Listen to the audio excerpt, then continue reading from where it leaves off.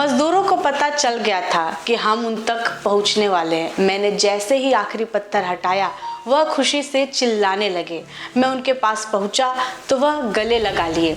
यह सब कहना था धूल से सने नसीम का, जो कि एक रेड माइनर है। वह अपने साथी नासिर के साथ खुदाई करते हुए सबसे पहले 41 मजदूरों के पास पहुंचे थे। दोस्तों, आप देख रहे हैं खबरीलाल और मैं हूं आकांक्षा। जैसा कि आप सभी सुन रहे थे, देख रहे थे कि 17 दिन से सिलक्यारा टनल में मजदूर फंसे हुए हैं। वह सभी मजदूर 399 घंटे के रेस्क्यू ऑपरेशन के बाद सुरक्षित बाहर आ गए हैं। उनमें से एक श्रमिक ने बताया है कि वह अपनी जिंदगी के 17 दिन कैसे काटे। उन्होंने बताया कि वह मुरमुरे इलायची खाकर किसी तरह से अपना पेट भरते थे और लूडो खेलकर किसी तरह अपना समय बिताते थे। दोस्तों, आप खुद सोचिए कि अगर आपको एक कमरे में सिर्फ 10 दिनों के लिए ही बंद कर दिया जाए तो आपको कैसा महसूस होगा। तो दोस्तों, आप खुद सोचिए कि वह 41 मजदूर 17 दिन तक कैसे एक टनल में फंसे रहे होंगे, उनकी क्या भावनाएं रही होंगी, वो कितने धैर्य के साथ इस उम्मीद में थे कि हमें बाहर निकाल ही लिया जाएगा। इस पर पीएम मोदी का भी कुछ कहना है, आइए आपको दिखाते हैं। सर जय हिंद, राम राम, नमस्कार सर। नमस्कार नमस्कार गबर सिंह, जय हिंद। देखो गबर सिंह, मैं तुम्हें तो विशेष रूप से बधाई देता हूं, क्योंकि मुझे डेली रिपोर्ट हमारे मुख्यमंत्री जी बताते थे कि आप दोनों ने जो लीडरशिप दी और जो टीम स्पिरिट दिखाया, मुझे तो लगता है शायद कभी किसी यूनिवर्सिटी को एक केस स्टडी तैयार करना पड़ेगा कि गबर सिंह नेगी गांव का व्यक्ति, उसमें वो कौन सी लीडरशिप क्वालिटी है कि इससे संकट के समय में भी अपनी पूरी टीम को संभाला। और आप तो लोकल होने के कारण आप बहुत आसानी से चीजें समझा भी पा रहे थे। तो मैं आपकी तरफ से सुनना चाहूंगा गब्बर। बहुत बहुत धन्यवाद सर, थैंक यू सर। आप लोगों का सर, ये सब आप लोगों का आशीर्वाद था सर। आप लोगों ने हमारा हौसला बढ़ाया सर। हमारे माननीय मुख्यमंत्री पुष्कर सिंह धामी साहब हमसे बात करते थे सर। वो हमसे हमारे कॉन्ट्रैक्ट में बराबर बने रहते थे सर। और हमारी कंपनी की पूरी कंपनी की टीम लगी हुई थी सर। ये कंपनी हमारी फैमिली की जैसी थी सर। कंपनी की तरफ से भी सर कोई कमी नहीं हुई सर हमारे। उन्होंने किसी तरह कोई कसर नहीं छोड़ी, दिन रात एक किया सर। हमारी सेंट्रल गवर्नमेंट भी सर हमारे साथ में रही, उनके सारे कर्मचारी एकदम दिल से लगे रहे सर हमारे साथ में। हमारी स्टेट गवर्नमेंट भी हमारे साथ में पूरी बराबर बनी रही सर। हमारी एनडीआर की टीम, एसडीआर की टीम, उन्होंने बराबर हमारा हौसला बढ़ा के रखा सर। वो लोग तत्पर डे नाइट एक किया सर, दिन रात उन्होंने मेहनत की सर और हमारा हालचाल लेते रहे सर।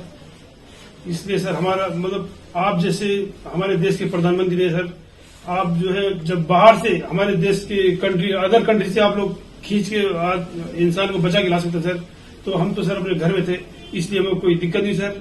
यहाँ पे हमारे भगवान मतलब भोगनाथ बाबा जी है सर, उनके ऊपर भी सर हमें बहुत विश्वास था और उनकी कृपा भी हमारे पास और हमारे सारे दोस्तों के ऊपर बनी रही सर।